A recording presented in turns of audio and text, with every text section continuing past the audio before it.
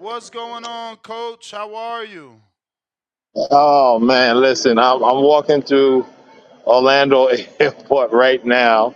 Oh, you I about to had jump to on a hop. flight?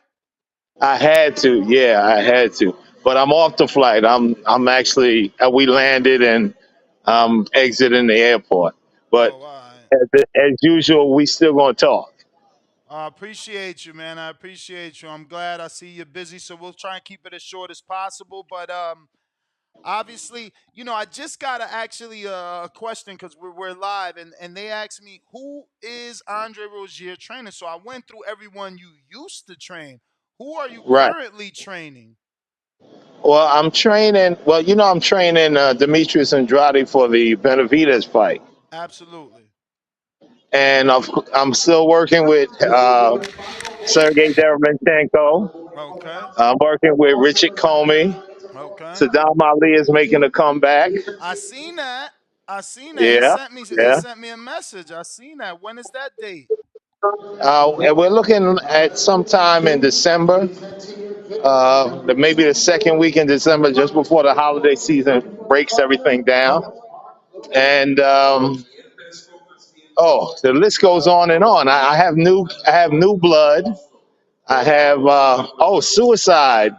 Effendil Castides. He's Mercedes making is his back comeback. out. Yes, yes, he's back out, and he should be making his return sometime in November. Nice. All right. So All right. the schedule's heavy. I got about 15 more to name for you. And Comey is at 40, or is he? Yeah, he's at 40. Okay. When is he back? I'm thinking that we're going to see some action in mid November also. On TV or off TV? Probably off TV. All right. All right. Yeah. So, how'd you link back up with your nephew Demetrius Andrade? Obviously, I know you've always been in that camp. You're part of the family, but how did you get that driver's seat for this big fight? Well, he gave me a call, and I've always been involved with him, as you do know. But this is a fight that demands maximum attention. And I told Boo Boo before, this is the fight that's going to let people know just how great you are. Mm. So we need to focus. We need to get straight. And he said, let's do it, Unc. So he gave me the call, and I responded to it. Now, obviously, outside looking in, Boo Boo is at a disadvantage because he's the one moving up in weight. He's moved up gradually, so he's been able to put on the weight, and it's not a leap. But at the end of the day, he did start at 54. Is that a concern, or is that only a concern for casual fans, for non-boxers? Well, I would honestly say at this point, it's not a concern. When he came in last week to start working, his walk around weight was perfect for where a super middleweight should be. And he actually looked really, really big. And I was like, I'm feeling really good about where he's at right now, the progression, and then the eventuality of being at 68 is going to be right on time. And quite honestly, he's going to look a lot bigger in this fight than he did in the Nicholson fight. Bigger he looks. I'm trying to find the right video. I know he cut his hair. I feel like he already looks filled in. Yeah. And part of the weight. Now this is something with clothes on. He had something the other day where he was shirtless, and he definitely looks like he's already naturally um, in that division. Now, there's been concerns brought up to Damon Nicholson being able to put him down and not on that level of Demetrius Andrade, or let alone a Benavidez who Andrade is going to be facing. Well, you got to realize that this was it's a long time coming. He hadn't fought in a while. He moved up to 68, and he eventually got in the groove. He scored several knockdowns, and I thought if he stepped on the gas, he would have actually got him out of there. But Daz is a tough kid. He really doesn't get stopped, and he's there to give you that work which is necessary. But I think Boo Boo did a great job there, and we're just going to work a bit more to make sure that he's 100%. And you're going to see some things that we already know are there, but a lot of people don't know, and it's going to be a surprising night. Now you mentioned Demond Nicholson not being stopped. Are you familiar with Christian Mabili out of Canada? I was just reading about him the other day. He's I've never gonna seen him fight, but I'm going to take a look at him because he's generating some interest. So I want to see what he's working with. he's gonna be fighting Demond Nicholson, I think this Saturday, right? I think it is Saturday. Yeah. I'll double check for you, but I'm pretty sure I know he's fighting Demond. In terms of the date, I'll have to confirm. But you haven't seen him, so we'll move on. So, Coach, I mean, you've done so much. Are you and Jacobs still together? Because it seems like Jacobs is also thinking of a possible return. He was in the media in Atlanta for the OTX cards, and obviously a lot of quotes came out that he's interested, still interested in that Jamal Charlo fight. Oh, without a doubt. As you well know, we had a we had a conversation.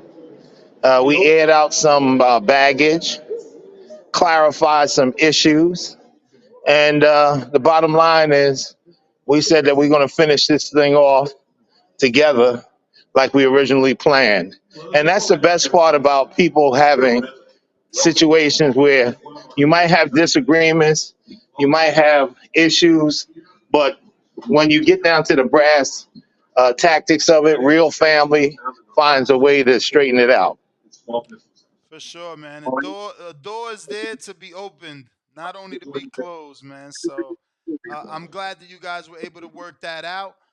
What's your thoughts on a possible fight with him and Jamal Charlo? They're both coming off a long layoff. Is now the right time? Oh, this is even more so the right time. They both has long periods of inactivity. Jamal a whole lot more than Danny has, but I mean I don't see any need for them to go into the old acclaim. I need that rust breaking tune up fight. They're practitioners and they've been world champions, and they need to just get to work and let's get down to the business of boxing. Now, have you already began to study tape on David Benavidez? I've been watching him since day one. I'm actually a fan of David Benavidez. I'm a real fan of his, and I will never say that. I will never say anything negative about him. But you're fighting my nephew now, so my job is to do everything possible with my capability of bringing Boo Boo to victory. Um, Boo Boo is a southpaw fighter. I can't remember the last time that he fought a southpaw, and I'm going down the line as we speak. Like, I mean, everybody's been an orthodox fighter. Have you noticed that? And is that an advantage? Well, it's not just a southpaw fighter. Honestly, it's the fact that it's Demetrius Andrade, His one of the last southpaw, and I just watched this fight. It's crazy. Actually, someone sent me. That's the reason it's on my mind. Someone sent it to me and said the last southpaw he fought was Dennis Douglan that actually did very well. Leave it to Douglan. I think he says he only had a week's notice for this fight. exactly. Dennis Douglan he's a tough boxer. He's one out of the New York crew, and he gave him some issues. one of the best Souths in the business, one of the most crafty at that. I think that he will see major problems when it comes to what Boo Boo is capable of doing, and there's going to be a lot of shocked people. I mean, a lot. Now it seems again on the outside looking in, it seems that the Benavidez game plan is just to consistently be in your face, put that mental pressure along with the high output and work rate of Benavidez. Um, is it gonna take more than that? You think to beat a Demetrius Andrade? Well, I'll tell you something. Uh, the Crawford Spence fight, what we heard a lot continuously was we're going to be stronger and we're going to apply pressure. I'm not going to tell you that. I'm going to tell you that God's gifts are going to be ever present on that night. The ability to manipulate and frustrate and detract and sidestep is going to be in full force. And it's going to be very difficult to say, oh, I'm too big, too strong. That is the worst thing you could ever say. Tell me my jab is going to be monumental. Tell me I'm going to be firing combinations all night. Don't tell me I'm too big, too strong. We all know that just does not work. Mm, absolutely. All right, I got some here from the people in the 504 rule in New Orleans.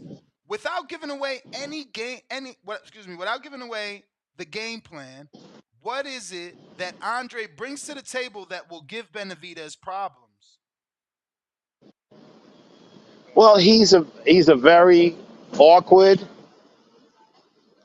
awkward fighter to begin with, but add to that fact that he's one of the best southpaws boxing today. You have a, a major issue. He's hard to hit. He's quite elusive. He punches from insane angles, and he has fast hands. And he people don't realize the amount of pop that he possesses because he doesn't sit down very long to strike. But there's going to be differences in this fight. I'm guaranteeing you. There's going to be major differences, and you're going to see the whole arsenal in effect. I got AB Boxing World. Do you see David Benavidez being Boo Boo's toughest fight? Oh, without a doubt. As I said before, I'm a big fan of David's. I'm a big fan of any athlete that really brings it to the table that he does. It's going to be Boo Boo's toughest fight, but Boo Boo's going to show why he is very special. So are you saying it'll be like Crawford and Earl? And what I mean by that is we all thought that would be each other's toughest fight, but then Crawford showed that he was special. I mean, it was a perfect performance and he barely got hit. I mean, he separated himself. I agree. Well, I'm not going to say it's going to be Crawford or Spence. Every fight is a different fight. It could end up being that way. It could end up being a very exciting tactical affair. It could be a cat and mouse situation. I'm not saying who, what, where, why, when about it. All I'm going to tell you is that we will prepare to be ready to control the action in the ring. And upon him doing that, he will end up being victorious. James Valdez in San Antonio, Texas.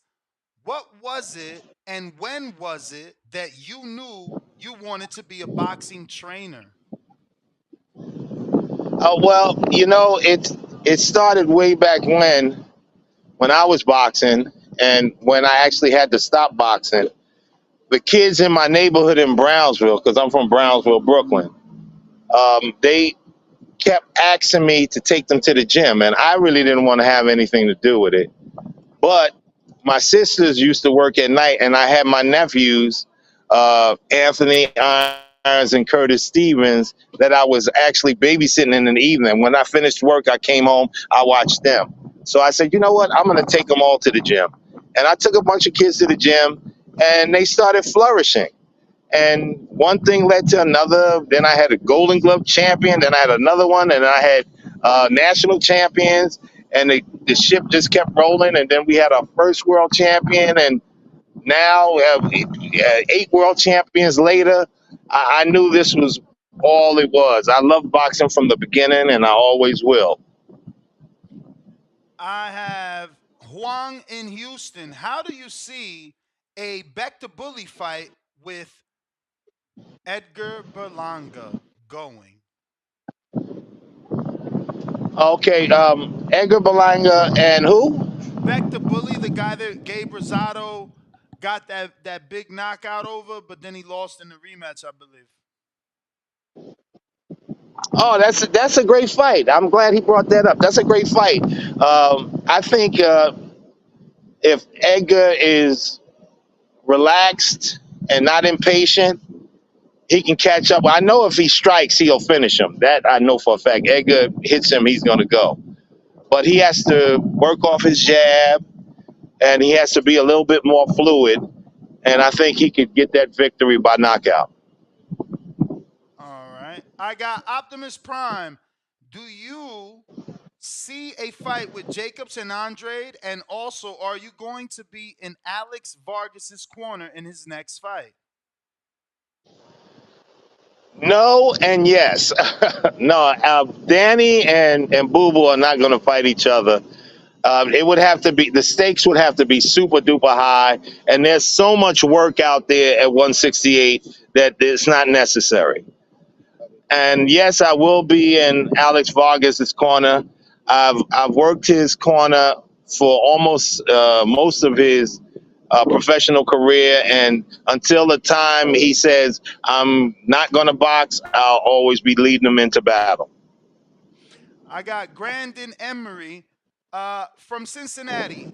I've heard Andrade mentioned with a lot of boxers, but is it true that Andrade was avoided by these big name fighters, or was it just being on the wrong side of the street type of thing? Well, I think it's a combination of both factors.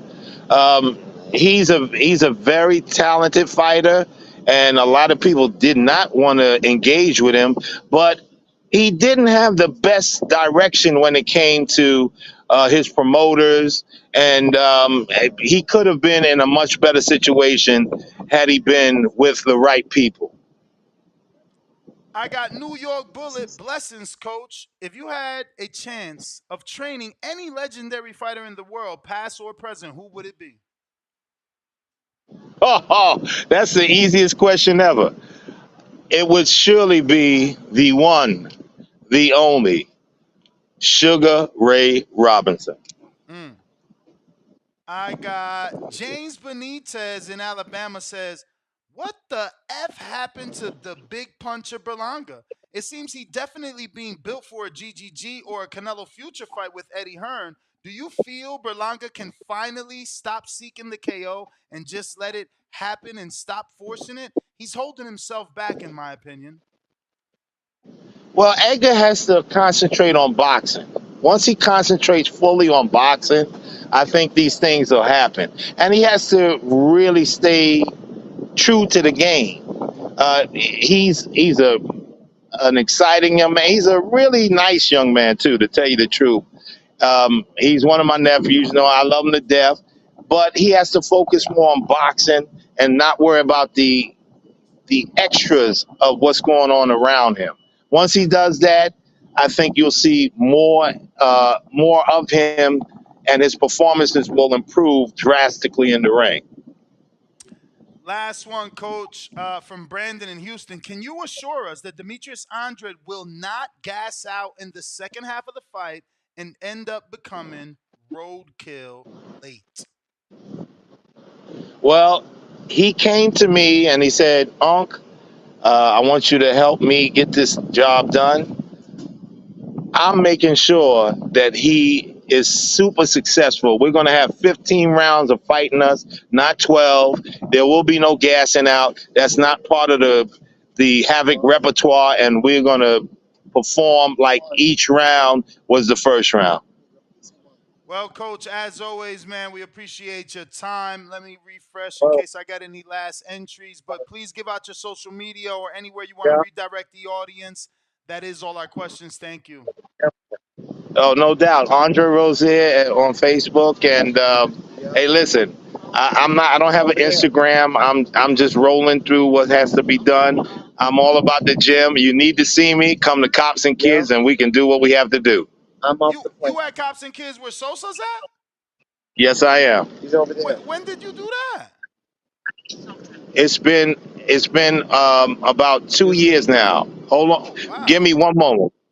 Yeah, I've been going for working on my fourth year from that Yeah, tri-state I'm area. at C. I'm at baggage Damn. claim. I'm doing the interview though. Yes, yeah, baggage claim C. Yeah, I'm. We've been. It's a really nice gym. One of the nicest gyms in New York City, and it's big. I mean, when COVID hit, of course, everything was crazy. It was Yeah. hard to even get in the gym because of all the protocols, as to be understood, because nobody wanted to get it. Yep. But it's a big gym. We got some great fighters in the gym, and it's just growing and getting better and better. Oh man, now I gotta sneak in one more question because you in there with Chris Colbert. Is he gonna get that win in the rematch with Rayo Venezuela? Well, we're going to be pushing him really hard so that he does. We're not trying to come up short. This is going to be a tough fight. I figured that Chris already won. When you get away with the win, you keep on walking with it. But the powers that be seem to want to have this rematch. So he is rematching him. So he's going to have to work really hard because this kid is getting a second chance to redeem himself. And that's the most dangerous situation you could possibly get in. Mm. Well, Coach, I'm gonna let you go ahead and finish your evening. I do appreciate you, man. Thank you so much, and enjoy the rest of your night. Thank you so much. I appreciate it. And always, I'm here. If you need me, we can always talk about boxing. You got it. Appreciate you. There you have it, ladies and gentlemen. World-renowned trainer Andre Rozier. We appreciate him for his time. What up, YouTube family? Don't forget to hit that like button. Subscribe to the YouTube channel. Help us get to that 1,000,000 subscribers. We're on the road to 1,000,000. And obviously, we have other great content on our Patreon channel. So since this video is over, head on over to our Patreon and check out all the exclusive content or right here on our YouTube members.